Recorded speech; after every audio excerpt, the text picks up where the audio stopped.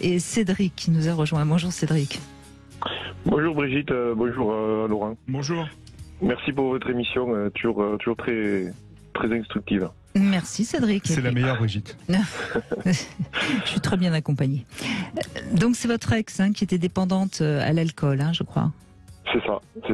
En fait, ça a été une longue relation et sur le coup, je me suis pas rendu compte au début parce que c'était dans le contexte récréatif, lors de soirées, qu'il y avait de consommation et je me suis rendu compte, j'ai commencé à me rendre compte quand je me suis aperçu qu'on ne pouvait pas partir d'une soirée sans qu'elle ait complètement, qu'elle soit allée jusqu'au bout, qu'elle ait bu jusqu'à plus fort, on va dire.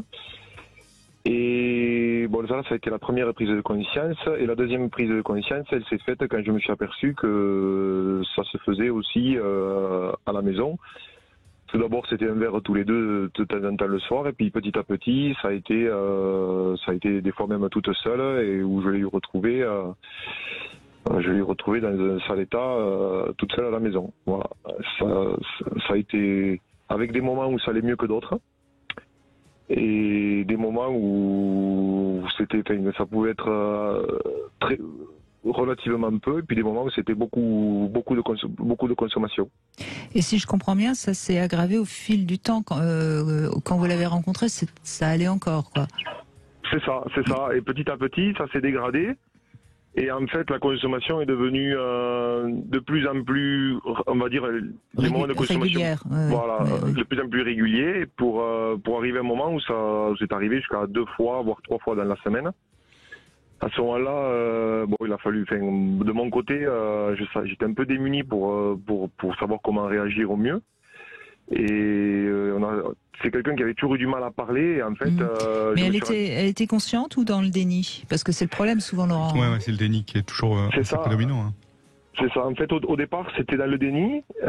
Puis après, c'est quand même rendu compte, puis à force que j'en parle, que je dise quand même, c'est pas normal de boire seul à la maison. Petit à petit, il y a une prise de conscience qui s'est faite. Mais entre le moment où il y a eu la prise de conscience et le moment où elle a enfin décidé de se prendre en main, entre le moment où c'est qu'elle a commencé à dire qu'elle voulait se prendre en main, où elle s'est vraiment pris en main, il s'est écoulé presque 3 ans. Mais c'est souvent comme ça, c'est souvent très long. Ça a été très très long, et même encore aujourd'hui, on est séparés, mais c'est toujours pas tout à fait réglé. C'est pas réglé. Et elle l'a peut-être pas fait pour elle non plus, elle l'a peut-être fait pour vous, ce qui n'est pas forcément la meilleure initiative.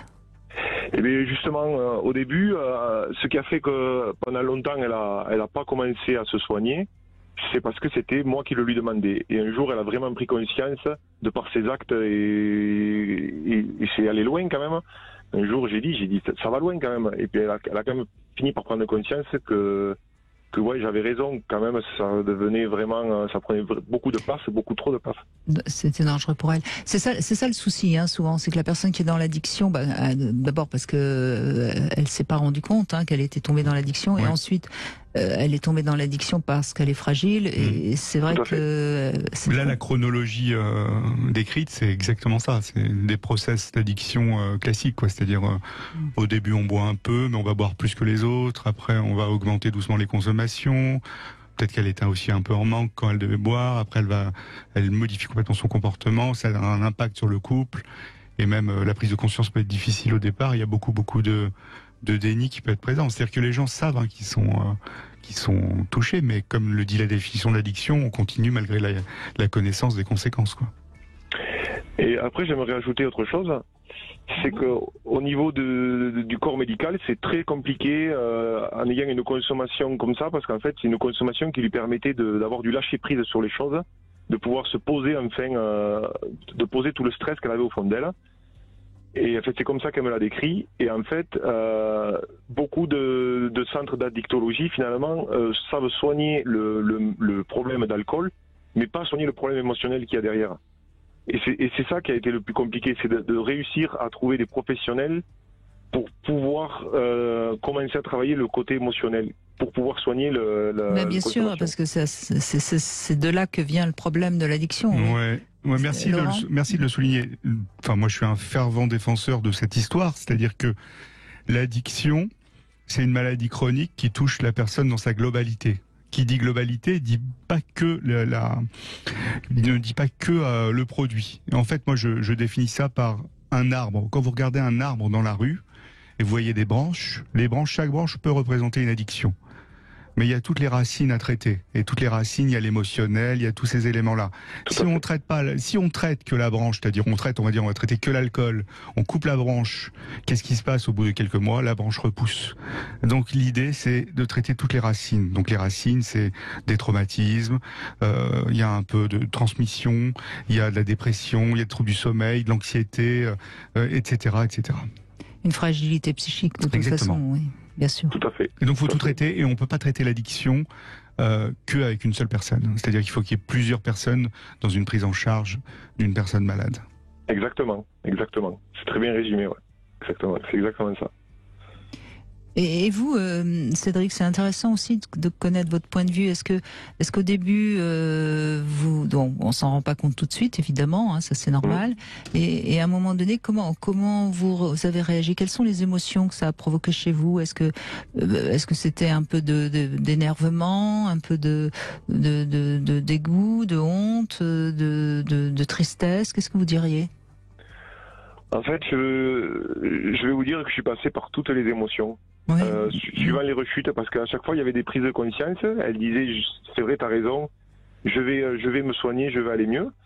Et donc ça allait mieux pendant quelques temps. Et chaque fois qu'il y avait une rechute, ça peut être de la colère, ça peut être beaucoup de tristesse.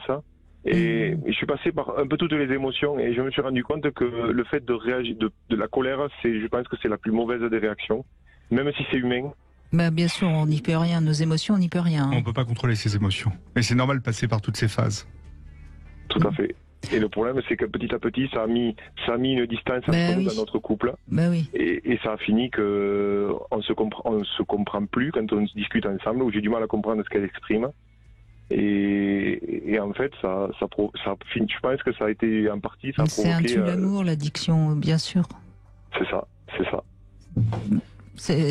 Enfin, je crois qu'il faut bien comprendre que l'amour, c'est aussi de l'admiration, c'est aussi le sentiment qu'on peut compter sur l'autre, etc. Quand on voit son ou sa partenaire sombrer dans l'addiction, ben forcément, ça tue l'amour. Oui, ça tue l'amour, mais ça tue pas l'amour de manière irréversible. Donc on peut...